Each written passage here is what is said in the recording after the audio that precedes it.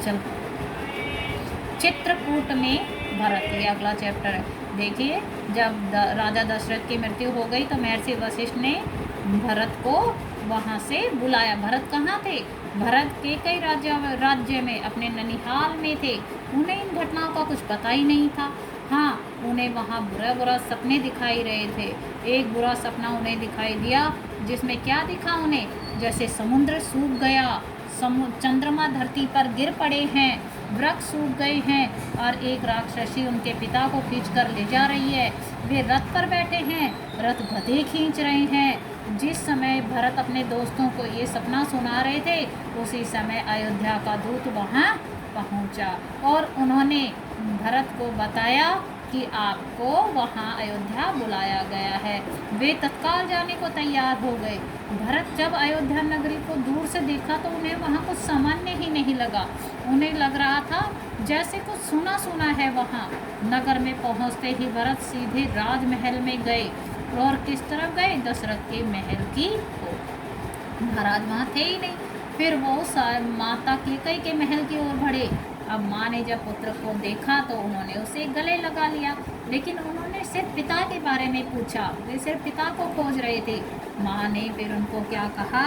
जहाँ हम सबको एक दिन जाना है, तुम्हारे पिता वहीं चले गए। भरत अब कहने लगे तो जो है उन्होंने कहा, अब मैं राम भैया से मिलता हूँ। तब कैकेयी ने बताया, राम तो वनवास चले गए हैं। भरत ने कहा, क्या राम भैया से कोई अपराध हो गया है? तब कैकेयी ने कहा, नहीं, मैं तुम्हारा हित नहीं देख सकती थी और इसलिए मैं तुम्हें अपने वरदान की बताती हूँ कि मैंने कैसे दशरथ से वरदान ले लिया। जब उन्होंने ये कथा सुनाई तो कहा, उठो पुत्र, अब तुम राजगद्दी संभालो। बस भरत तो अपना क्रोध रोक ही नहीं सके, माँ पर बरस पड़े। ये तुमने क्या किया? ऐसा अनर्थ किया, घोर अपराध किया तुमने। अपराधनी हो तुम, तुम्हें बन जाना चाहिए था, भैया को नहीं। मैं ये राजपद कभी ग्रहण नहीं करूँगा। भरत ने राजपदों के सामने जो इतने में वहाँ पर सभासद राजपद आ गए तो उनकी तरफ हाथ जोड़कर कहा, मेरी माँ ने जो किया है उसमें मेरा कोई हाथ नहीं है और मैं इसमें शामिल नहीं हूँ। अब ये बात सुबह तक तो शत्रुघ्न को भी पता चल गई थी। उन्होंने को पता चला कि ये कैकेयी के कान किसने भरे हैं। अब वो मंत्रा को ढूंढने लगा। मंत्रा जो थी छुपकर, जब उसको पता चला ऐसा हो गया है तो वो छुप गई थी, लेकिन वो छुपकर देख रही थी। तब शत्रुघ्न ने लपक कर मंत्रा के बाल पकड़ लिए और खींचते हुए भरत के सामने लाए। शत्रुघ्न उसे जान से मार देना चाहते थे, पर भरत ने बीच बचाव कर दिया। अब जो मुनि वशिष्ठ थे, अयोध्या का राज सिंहासन खाली नहीं देखना चाहते थे, क्योंकि खाली जो सिंहासन होता है उनको पता था कि क्या क्या खतरे आ सकते हैं। उन्होंने सभा बुलाई और भरत को कहा कि भाई अब तुम सिंहासन संभालो, अब तो यही ठीक है। लेकिन भरत ने जो है महर्षि जी का आग्रह स्वीकार कर दिया। उन्होंने उस पर सिंहासन पर बैठने से मना कर दिया और क्या बोले, मुनिवर, ये राज्य तो राम भैया का है, वही इसके अधिकारी हैं। मैं भैया के पास जब वन जाऊंगा और उनको मनाकर वापस लाऊंगा। अब वन जाने के लिए जब भरत जा रहे थे तो सभी तैयार हो गए।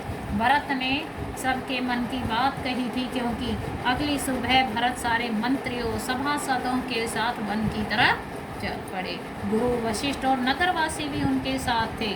जब तक गंगा पार कर चित्र पहुंच गए थे। राम जो थे कहाँ पे रह रहे थे? चित्रकूट। वो उससे पहले महर्षि भारद्वाज का आश्रम पड़ता था, लेकिन वो महर्षि को असुविधा नहीं देना चाहते थे, इसलिए महर्षि ने उन्हें एक पहाड़ी दिखाई थी, इसलिए वो वहाँ पर ही रहना ठीक समझ रहे थे। वहीं पर उन्होंने एक पर्णकुटी बनाई थी। भरत जब ऋग्वेदपुर पहुंचने वाले थे तो निषाद भूमि को सेना देखकर जो है शक हुआ कि कहीं राजमद में आकर भरत जो है राम पर आक्रमण तो नहीं करने जा रहा है। लेकिन जब उसे सही स्थिति का पता चला तो उन्होंने भरत की अगवानी की और उन्हें नदी पार करवाया।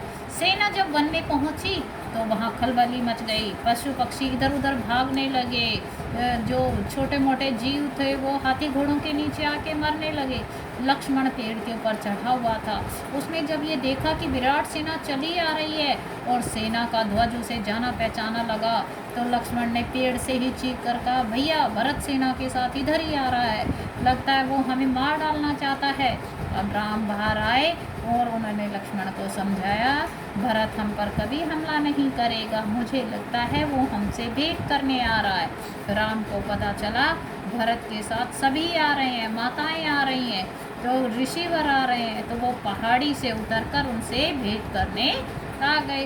राम ने केकई को जब प्रणाम किया तो केकई जो थी मन ही मन पछता रही थी और उसके आंसू नहीं रुक रहे थे। अगले दिन भरत ने राम से राज ग्रहण का आग्रह किया, समझाया, लेकिन राम इसके लिए तैयार नहीं हुए। उन्होंने कहा, पिता की आज्ञा का पालन करना अनिवार्य है। राम भरत संवाद के समय सारे मंत्री, सभासद, माताएं सभी वहीं उपस्थित थे। महर्षि वशिष्ठ भी यही बात कह रहे थे कि उन्हें वापस चलना चाहिए।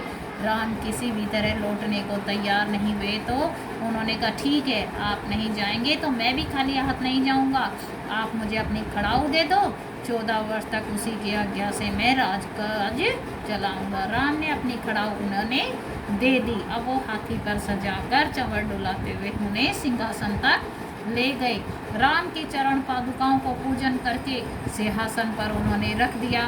भरत उसके बाद कभी भी अयोध्या में नहीं रुके, वे तपस्वी के वस्त्र पहनकर नंदीग्राम चले गए।